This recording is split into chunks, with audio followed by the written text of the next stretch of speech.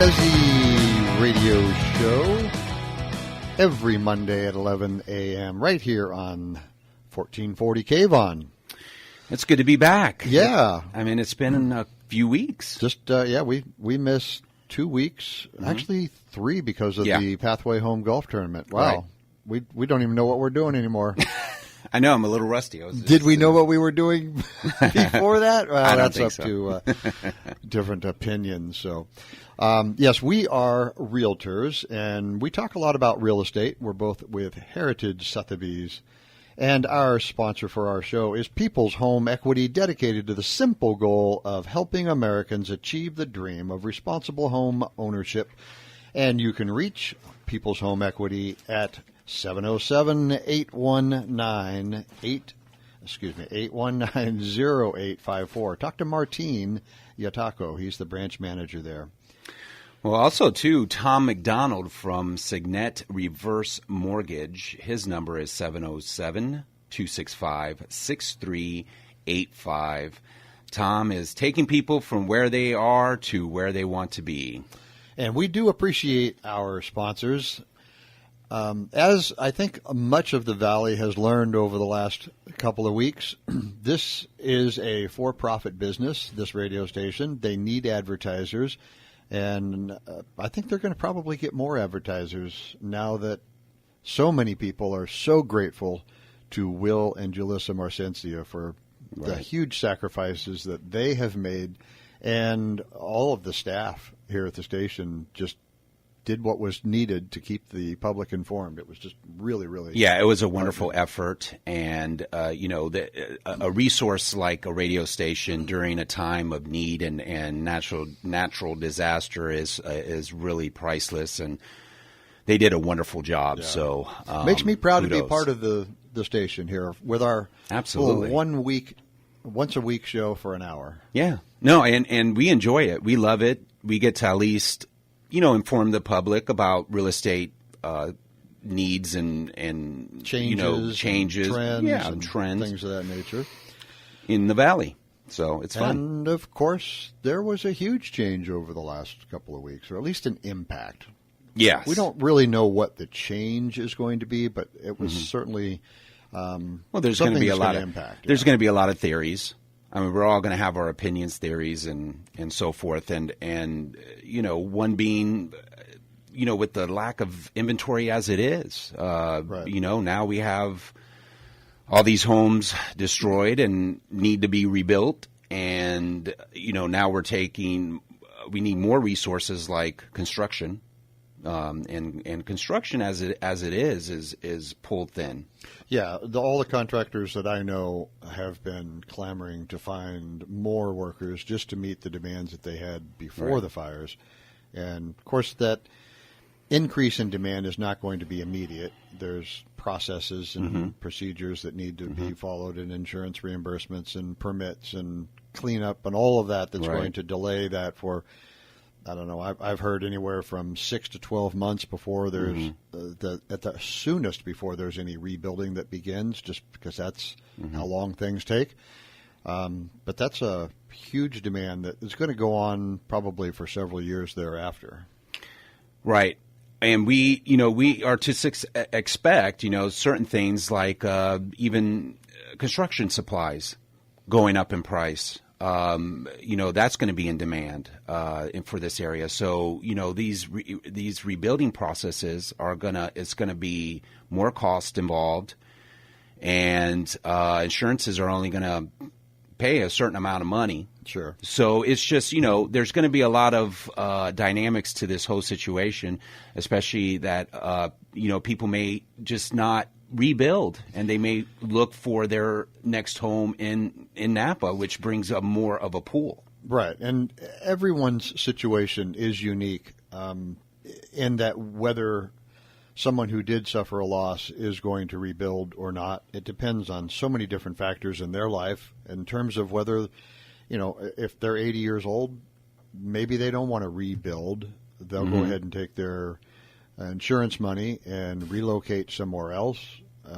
There's just a whole lot of different variables like that. But we certainly don't want to talk about just the negative impact of things. There's been a tremendous amount of positive with our community coming together. The county supervisors just doing such a great job in keeping us updated and informed. And they're already talking about things that can be done and that they will be doing to help expedite the rebuild and take some of the financial pressure off those who have suffered losses. One of which is anyone who's suffered a loss. And I think this was in the paper. I didn't read it in the paper, but contact John Tudor. He's our county assessor, and get your property reassessed. And that will dramatically reduce your property taxes for the next 2 or 3 years while you rebuild. That would be a great thing to do.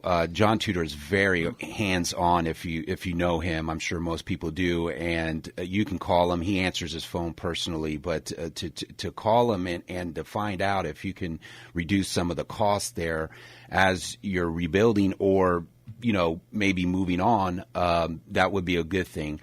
Also, too, check with your insurance.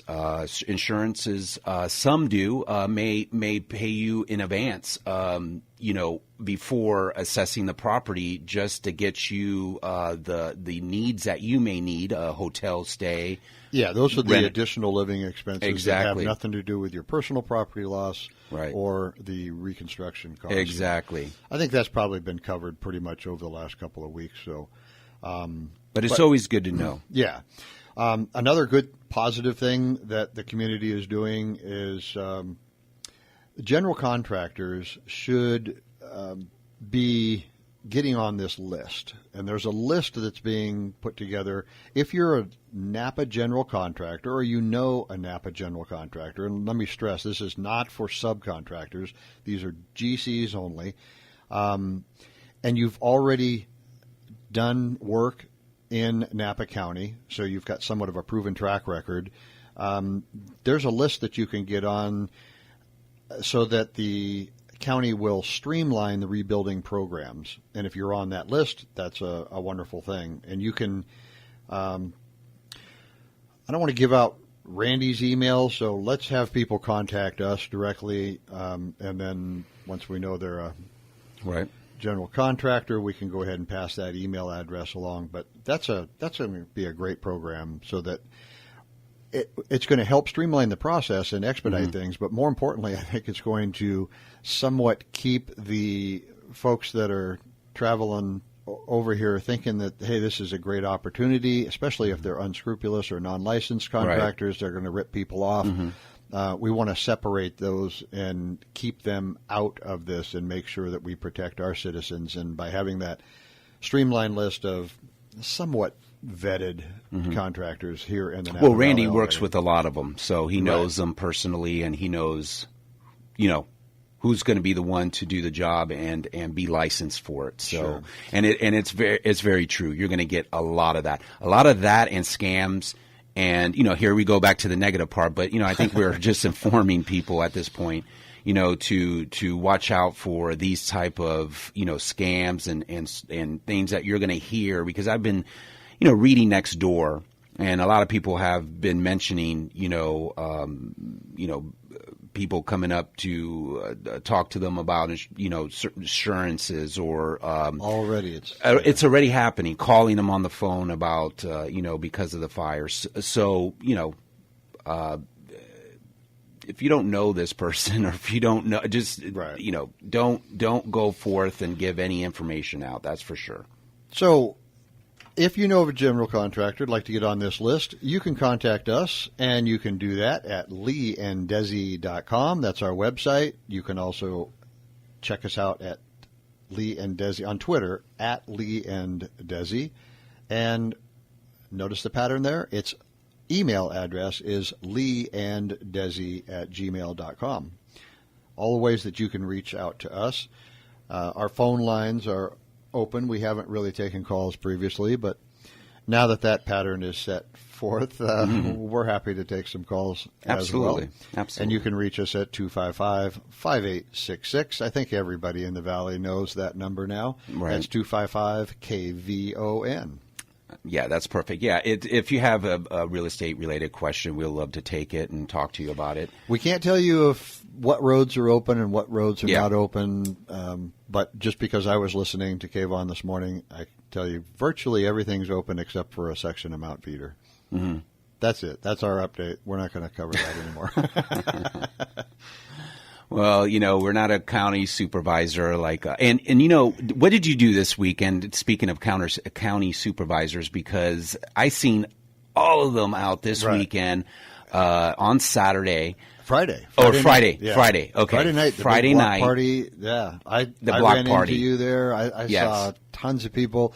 It was so great to have all that energy downtown and people spending money and just people kind of getting back to normal. And if this is the new normal, that people are hypersensitive and proactive in stimulating the economy with some commerce and going and having a burger or a glass of wine in downtown, it was just great energy. Yeah. Really, really enjoyed that. I did too. I felt it. It was in the air. Yeah. There was no doubt about it. And I got to walk around. We got to see each other. We went by Norman Rose. We went by Icos. We went by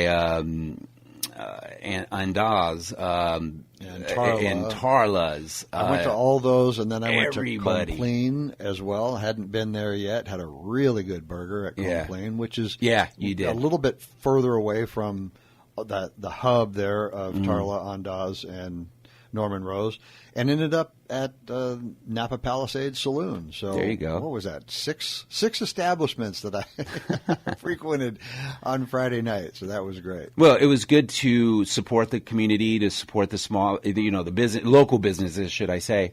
And it was just great to see everybody. I mean, I saw Jill out there having a good time, and Mayor Jill. All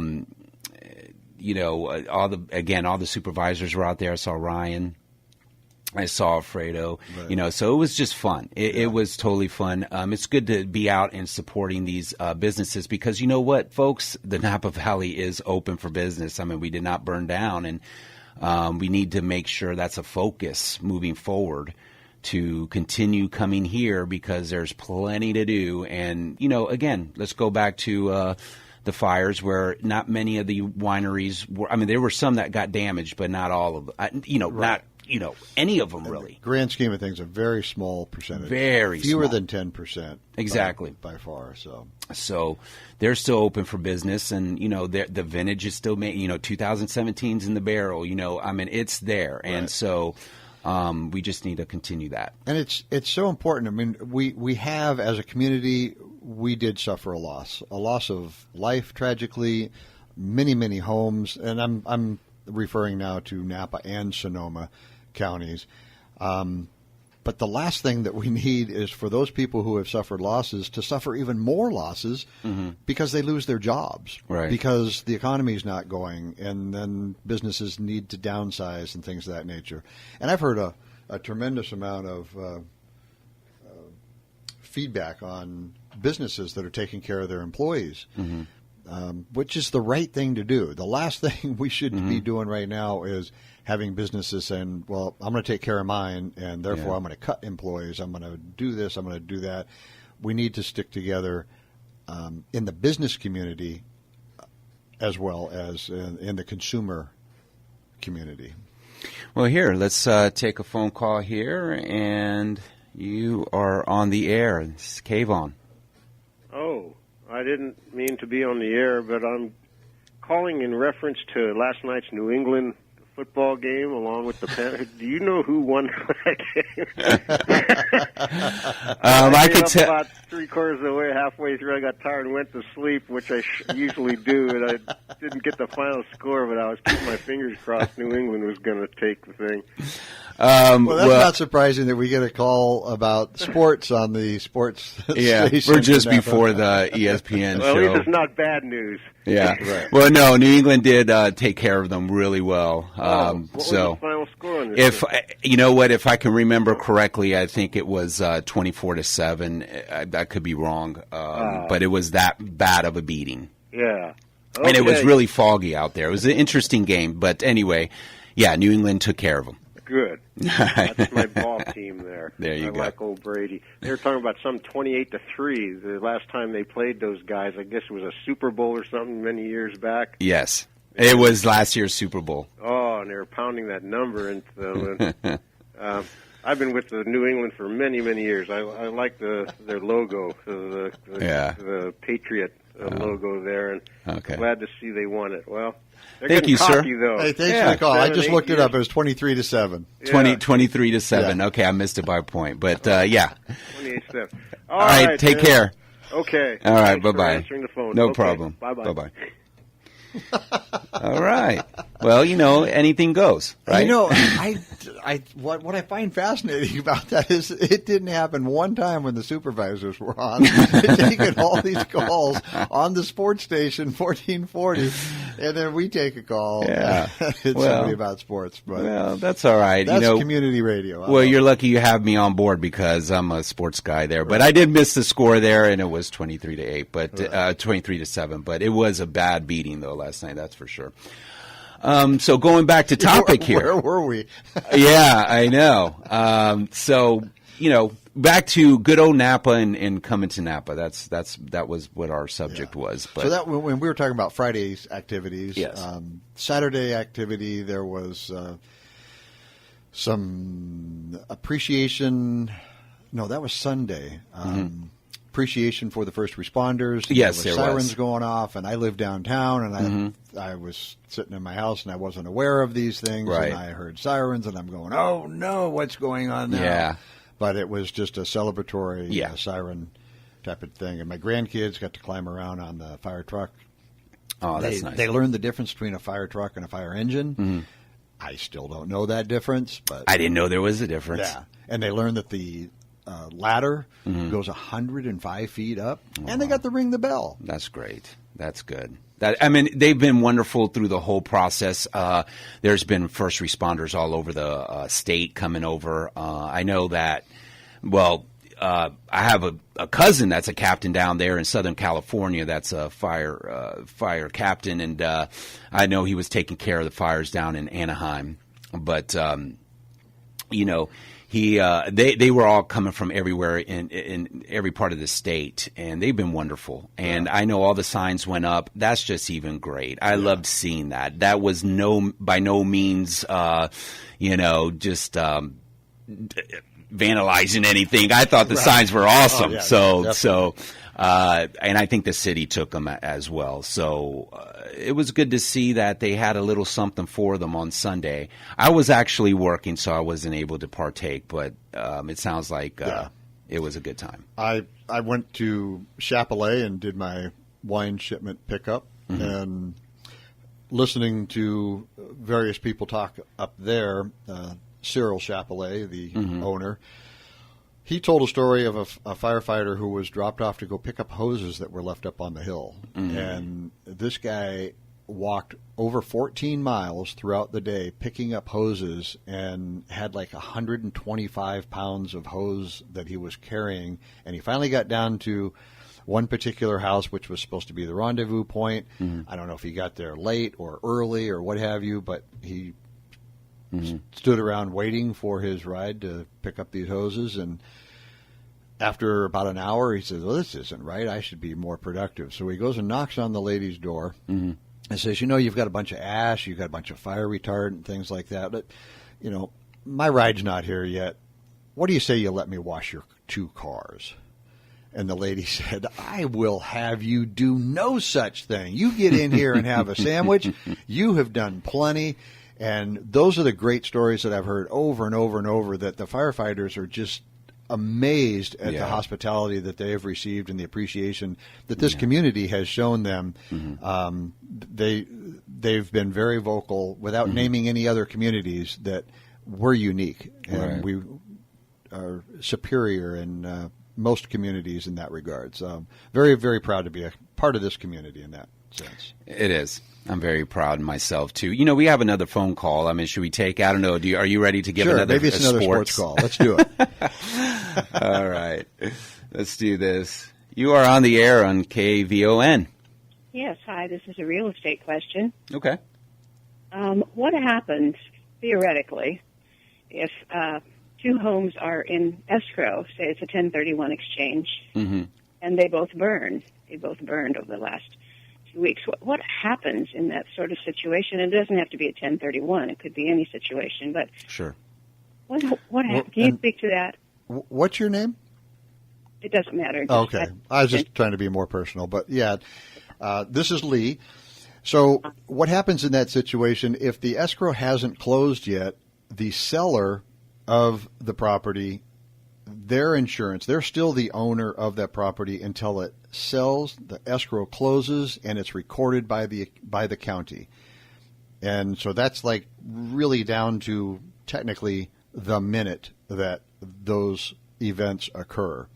And so I can't answer in terms of whether you'll have an extension on your 1031 exchange time frame.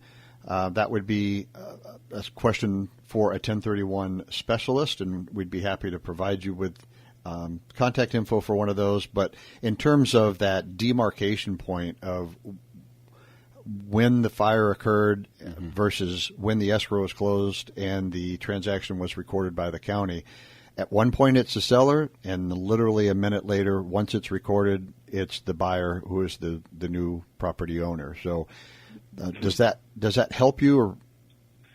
Well, again, it was hypothetical, but I was just wondering, and it's going to take at least a year to rebuild. Right. Maybe 2 years to rebuild. So in other words, the whole process is just down the tube, basically.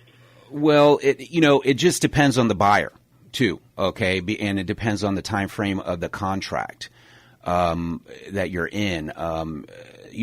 The buyer can back out if there's a certain point of the contract. The buyer can just certainly, it's just not going to happen. I mean, maybe their loan, their bank's not going to loan on a house that's been, burnt down. So, well, yes. Yeah. So there's also a verification of property form. This is a standard form in California real estate contracts that just before close of escrow, a buyer has the opportunity to go and verify that the property is in the same condition it was when they entered into the contract. Because sometimes a contract might be a 30, 40, 60-day escrow, and so you want that last look to verify the property. And obviously, if the property is not there, that is grounds for the buyer to cancel that transaction with no penalty or loss of funds. Right. Well, I'm glad you could speak to that. Thank you so much. Well, thank you very much for the call. Yeah, that was a very interesting and informative hypothetical situation. So I hope it didn't happen to anybody, but you never know. Right. Yeah. Well, thank you so much for calling. We appreciate it. Bye-bye. Bye-bye. So that was, that's a very interesting call because, if you're in contract and suddenly your house burns down, well, what's the next step? Right. You're wondering, what is my alternatives? But again, it depends on the time frame and the buyer, because I probably would say 99% of the time, I would think the buyer's going to want to say, "Hey, look, I just want out." Yeah, And it didn't happen quite in the time frame that she just alluded to, but there's, I do know of someone who moved here from Southern California, bought a home, moved into it up in the Highlands, and literally 8 days earlier is when they moved in, and that house is gone. So obviously it's that 8-day differential versus while still being in escrow and not yet recorded. Yeah, I mean, there's going to be no bank that's going to want to take they're not going to loan. No, there's just no way. So that's at why that point, right to the minute demarcation is so important. And the fact that the fires began on a Sunday night, I don't think anything recorded that was in escrow on Monday.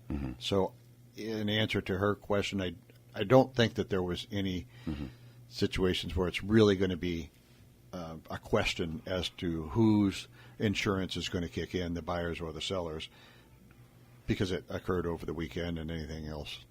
Obviously, those escrows were closed and recorded on Friday. So, but I'm fairly confident that there's probably at least a few who were in contract, Sure. not yet closed, and let's start overtime. Right. And then, to go back and reassess the value of the home because the structure's not there anymore. So then you're just evaluating the land. And then maybe the buyer could turn around and say, well, sure, but now the price is going to be reduced. Right. Well, but that's up to the seller. The seller is going to sell the land. Right.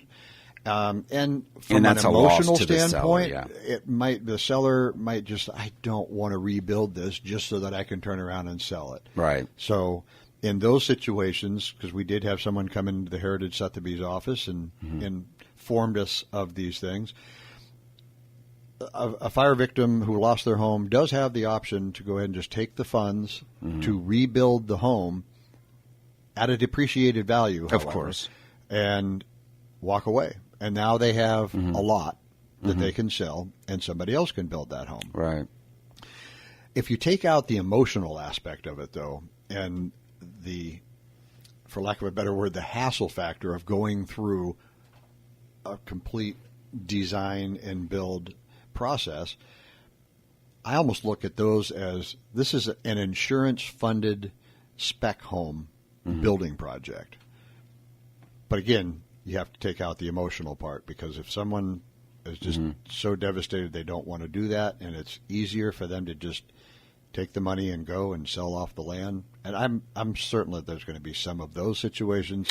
Well, there has been already. I mean, I've heard talk already that people are, their home was burnt down and they're looking now to find another home in the valley, meaning that they're probably going to take I'm assuming that they're going to take the money, the insurance money, sell the lot, and just move on to another home. They don't want to wait for the building process, right. Which could, or even if they do intend to rebuild on the burned property, they want to buy something else in the interim, right? Rather than that very well could be true. Yeah, they could afford to buy another home in the valley while their home is being built. So, right.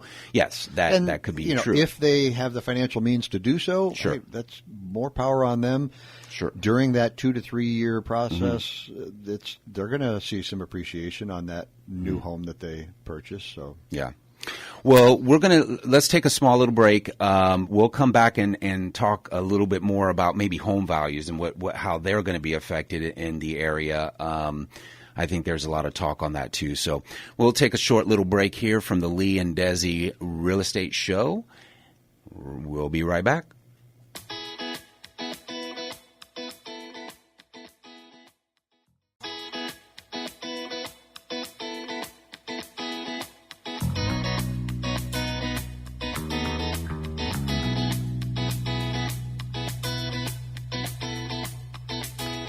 And we are back. This is Lee Miller and Desi Capaz. We are the Lee and Desi Real Estate Show. That music, if you're curious, the name of the song is Lost, and you can find out more about Mark Davis, the artist for that song, on our website, leeanddesi.com. And we encourage you to make some comments there and get in touch with us at Lee and Desi on Twitter, or email at leeanddesi@gmail.com. That's correct. All right, I passed that test. You did. It is time for This Day in History. We need to have an intro for that, I'm telling you. I think it's, I'll have to look for that. Maybe we have a sponsor for it. Yeah.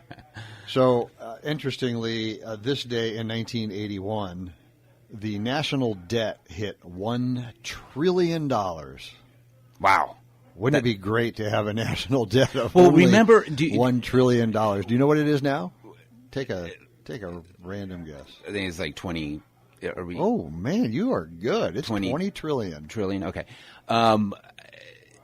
Remember when it did hit trillion?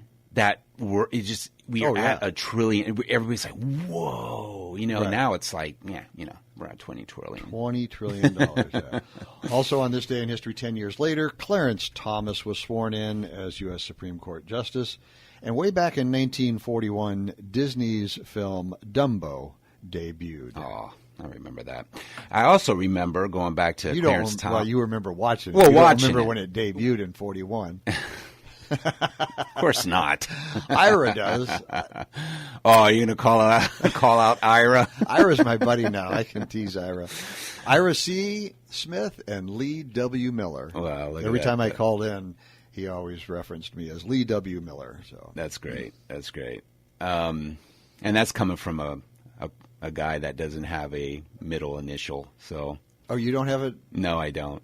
It's just Desi Capaz. I think my parents just wanted to make it nice and easy. Okay. So interesting, I know. Yeah. But Clarence Thomas, remember that the hearings on that? Yeah, the beginning of the beginning of the 90s? I think it was around. Did there. it take that long? Yeah, probably. No, it couldn't have taken that long. It was probably early in 91. Yeah, that's what I'm saying. The early 90s. Yeah, because it was 91 when he was this day in 91. So yeah, it probably was several months. Yeah.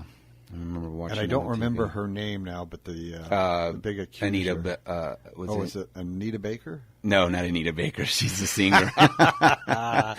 No, but I just recently saw the movie. They did have the movie about the whole hearing. The hearings, the clearance, and that. It was very, very, very interesting. I think it was Anita Hill, or I think so. There you go. I knew it was Anita. Yeah, but I do like Anita Baker since you mentioned her. Okay.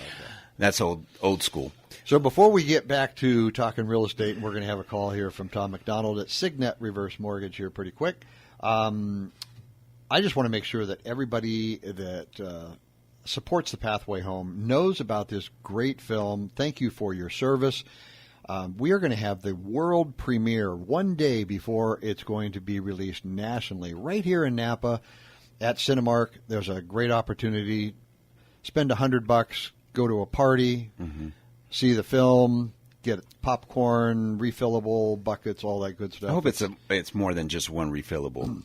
Oh no, you get to take the plastic one home and you get to bring it every single time. Awesome. So I don't know how much you save every time, but probably $2 or $3. So it's not about the money. It's about raising money for the Pathway. It's not about home. The popcorn. Yeah. Oh no, it's about the popcorn.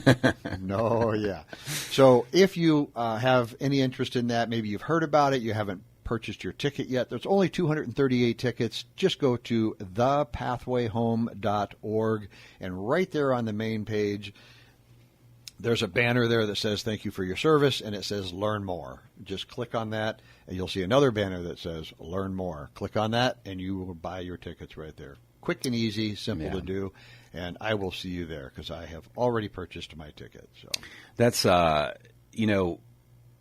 that's going to be a hit of a movie, especially at least around here. And I saw the previews, and it looks great, and it's totally, we can all relate to it. Yeah. It's going to be amazing that night. So I suggest everyone be there.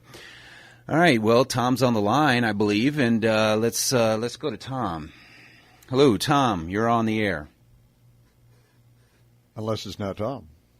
Maybe not. No, it was not Tom, I don't think.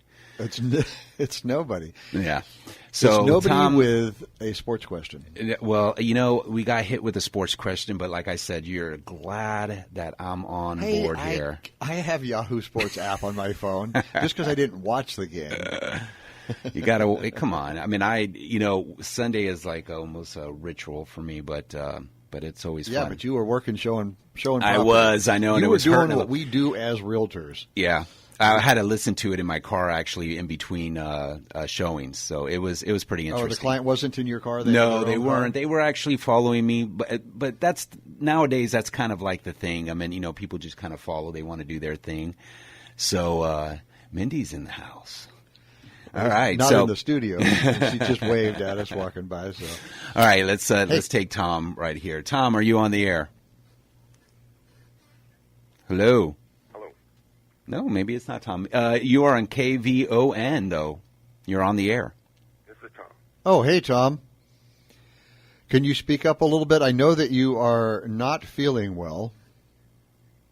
Yes, I'm here now. Oh, okay. Well, there you go. That's okay. A little better. Yeah, you don't sound like Tom McDonald. Yeah, sometimes Tom, as one of our sponsors, joins us in studio, and when he emailed me and said he was a little under the weather, I said, that's what the phones are for, Tom. I'll call it the cruising crud. Yeah, we don't want that. But we're glad that you joined us because you have some important information about reverse mortgages as they relate to the fires and the losses. I do. I've been going through my list of clients and mapping them against the fire, and I see that probably a dozen of my clients, mostly in the Santa Rosa area, lost their homes. And so my concern was, now what?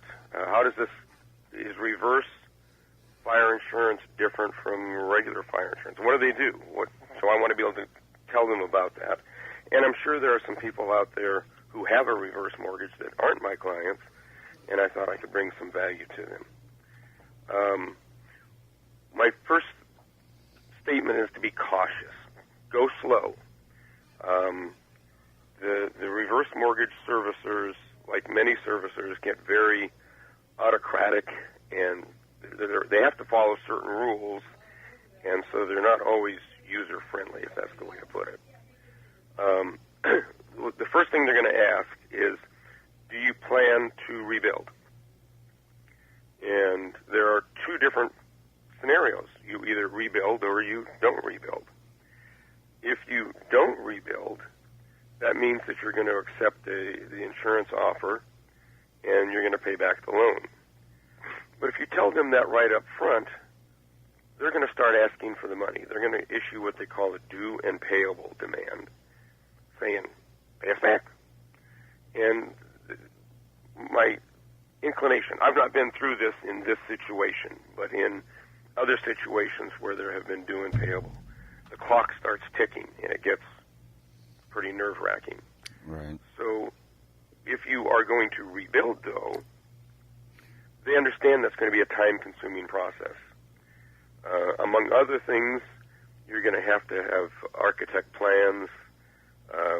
They have to be HUD approved, need an adjuster's report, the blueprints, contractors' estimates, all kinds of things, and that's all going to take time. In other words, it's going to be a long process. Right. And so my inclination, if you're talking to the lender, is to say, gosh, I don't know. I don't know what I'm going to do. Buy yourself some time, basically. Yes, right. They can understand that under the circumstances, you certainly don't know what you're going to do. Mm-hmm. And kind of keep that approach. Say, well, if they really start pressing you, well, we're talking to some contractors, we're trying to figure out what to do, still haven't made up our minds. You just don't want to get to the point where you say, yeah, we're going to pay you back, and all of a sudden they want the money now. Unless you've got the money in your hands from the insurance company. And then what happens then is the insurance company will make the check out to both you and the lender. So you will endorse that, send it off to the lender, they'll pay off the loan, and send you what's left. Mm-hmm. Good Which info. is pretty much the same way it's going to happen with a regular mortgage person. Now, how might that change? Because I've learned a little bit about reverse mortgage from having you as one of our sponsors, Tom. So if someone was to have taken out a reverse mortgage, say 10 years ago, the property is worth more now. What amount is reimbursed from insurance? Is it strictly the rebuild value? That, not being an insurance expert, that's my inclination. You have insurance for replacement value, and the lenders require you to have replacement value. Right. So that should be. Then the question is, what is replacement value? I suppose that's going to be up for discussion to some extent. But that would be the amount of money you should receive. Mm-hmm. The hard part about reverse mortgages is that instead of the loan balance getting smaller all the time, it's usually getting larger all the time. And so the question will be, how much do you owe compared to, say, replacement value? Is there enough money in the insurance to pay off the mortgage and give you some money left over? Certainly you'll have the land that you will own that you could sell later. So there will be some equities there that you'll have available to you. Because the insurance is covering the structure, right? Correct. On the land, right. So, Correct. Because I was posed with this question just recently from a friend, it's like, well, they paid a certain amount for their house. She's like, oh, we don't get that amount from the insurance company? I was like, probably. My inclination is no.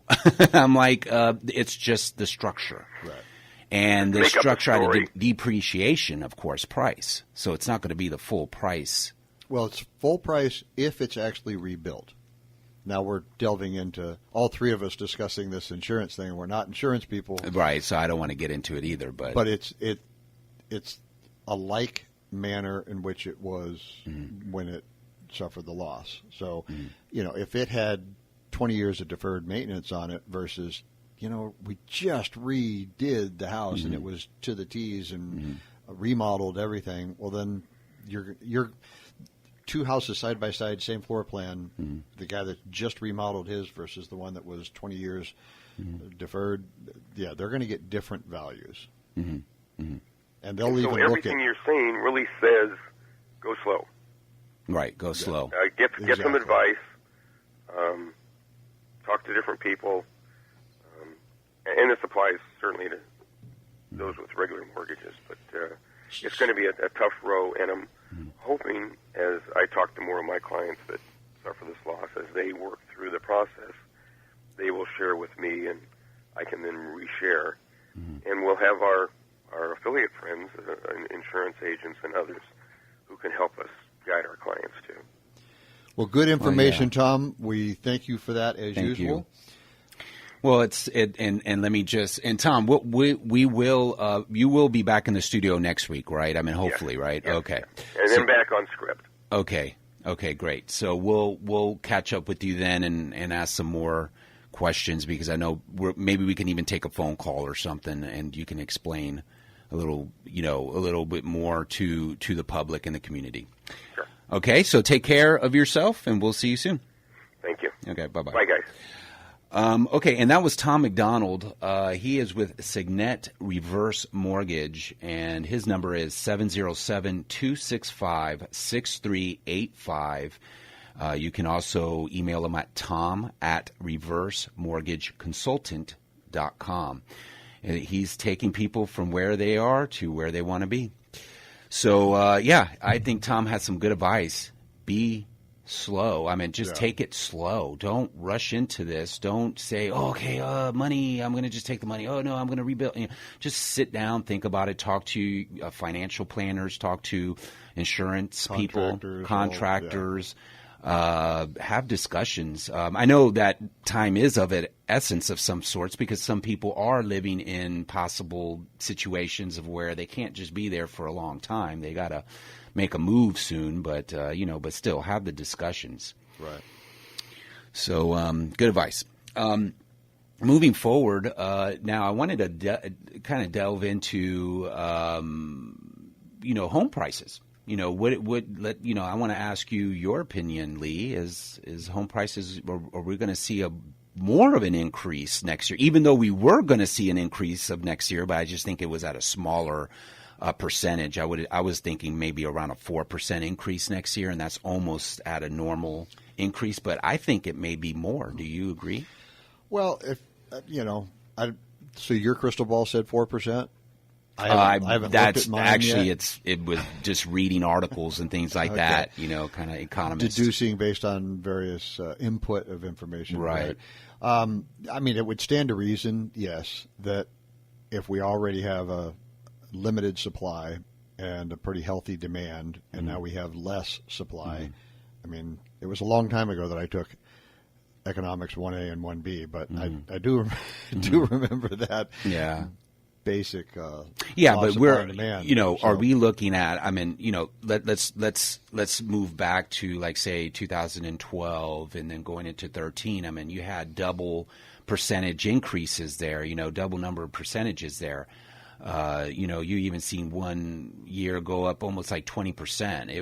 It was crazy. And I don't think it's going to be. But it's not going to exactly. So in you fact, got to last year it was only a 2% increase, which was healthy. Well, here in the county, because national it was about 6. Right. So here it moved up. We had escalated in value sooner, more rapidly than the rest of the. That's very true. And that's perfect. If we get a 2 to 4% every year, that's a nice, healthy, no fear of bubbles and things of that nature.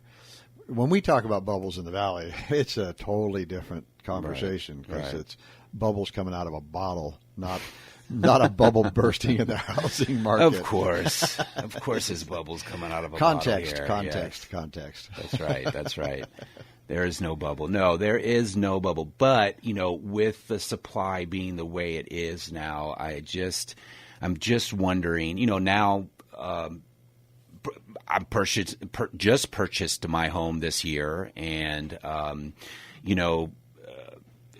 I'm just kind of wondering, hey, what are we going to see for next year? 2018 was going to continue going on a upward climb. I figured maybe there'll be somewhat of a leveling off somewhere soon. Maybe with more inventory coming on, these projects happening, but now the wildfires hit, and it's like, okay. Right, but it's important to note from a geographical standpoint, the wildfires did not hit the valley. So the damage was done to the perimeter in the hills. So if that's where the supply is less, where are those people going to go? Yeah. To the interior valley. Exactly. So that's a good point to be made there, because where are they going to go, right? So they're going to start looking again here in the valley, which takes up our, the supply. But they even predicted, Houston and the other hit areas that were, they were going to see some increases also, because a lot of people lost their homes there too.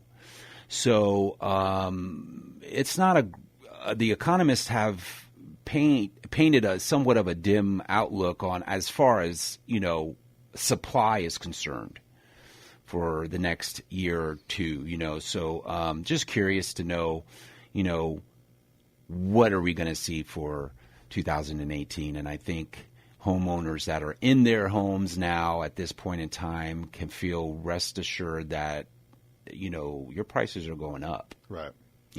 Now we just need more of you to decide if you were on the fence about selling to sell, because sure, you can wait it out, but really waiting it out is not helping. It's kind of restricting the supply. The supply, of course, and then buyers. So the pool of buyers. Well, and I've talked to several clients of mine who were thinking about selling, and now they want to take advantage of, since they were going to sell probably in the next few months anyway. Now they're like, okay, I'll sell now, and I mean, not to be cold and callous, but they just got a 5% probably bump in what they would receive right now. Right.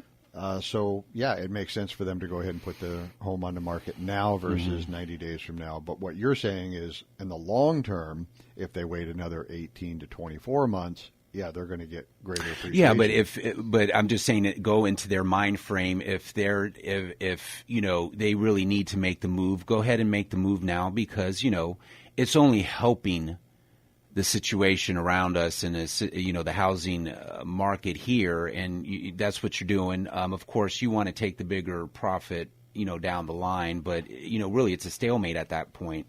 And sure, the prices increase, but no one's selling, no one's buying. It's just going to sit here and fester. Yeah. So well, and like we all saw, I said that it crested over the last 6 months or so. Right. That appreciation kind of didn't go down, but it slowed down, like crested the top of the wave, so to speak, and that caused year over year units sold to be down, and that by definition is a flattening market of that crest. So that's all healthy. That's healthy for the market. Well, we lost how many in the homes in the Valley. Well, is it in the Valley, or is it the 7,000 I heard? But is that just in Napa alone, or is it all through to Santa Rosa? The total, I think the total was more than that. That's everything. Yeah, the last that I saw, and boy, it keeps changing. Daily. But the last I saw was 8,400 between the 3, maybe even 4 counties. Gotcha. So that's a lot. But I think in Napa, I think it was fewer than 500 homes. Right.